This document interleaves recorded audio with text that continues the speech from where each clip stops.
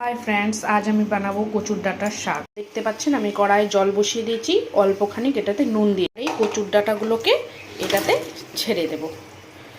এটা যখন সেদ্ধ হয়ে উঠবে এটা থেকে যা চুলকানি ভাব বা কিছু যদি থাকে ওগুলো বের হয়ে যাবে। ডাঁটাগুলো সেদ্ধ হয়ে গেছে, এবার আমি এগুলোকে নামিয়ে নেব। বন্ধুরা, ডাঁটাগুলো আমি নামিয়ে নিয়েছি। তেল গরম হয়ে গেছে, আমি এটাতে কালো জিরা দিয়ে দিচ্ছি। আর আপনারা যদি চান ফোড়নে 5 ফোড়নও ব্যবহার করতে পারেন। কালো জিরে দিয়ে আমি এটাতে কাঁচা মরিচ দিয়ে দিলাম, কচুর শাকগুলো দিয়ে এবারে স্বাদ মতো নুন, হলুদ, আর আমি আগে এটাকে নাড়াচাড়া করব।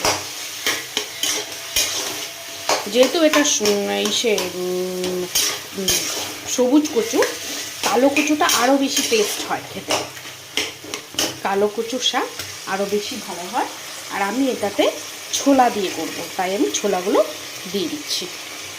বিশ্বাস করুন, এটা খেতে অসাধারণ হয়। আমার কচুর ডাঁটার শাক খুব ভালো লাগে, খুবই টেস্টি হয় আর হেলদিও এই রেসিপিটা।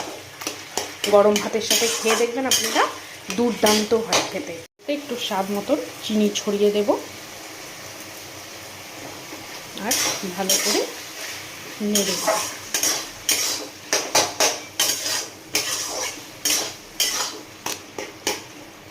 দেখতে পাচ্ছেন শাক আমার কমপ্লিট হয়ে গেছে, একদম ভালো করে এটাকে ভেজে নিয়েছি।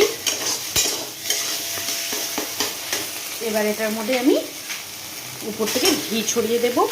ঘি দিলে এটার সেন্ট খুব ভালো হয়। বন্ধুরা, এটা আপনারা বাড়িতে ট্রাই করে দেখবেন, অপূর্ব লাগে খেতে। আর গরম ভাত দিয়ে খেয়ে দেখবেন, এটা যদি হয়ে গেল তাহলে আর ভাতের সাথে কিছু দরকার পড়বে না। এই কচুর শাক ছোলা দিয়ে, নারকেল দিয়ে বা এমনিও যের কাছে যেমন ব্যবস্থা থাকবে ওইভাবে আপনারা বানিয়ে দেখবেন, প্রচণ্ড টেস্ট হয় খেতে। বাই বন্ধুরা।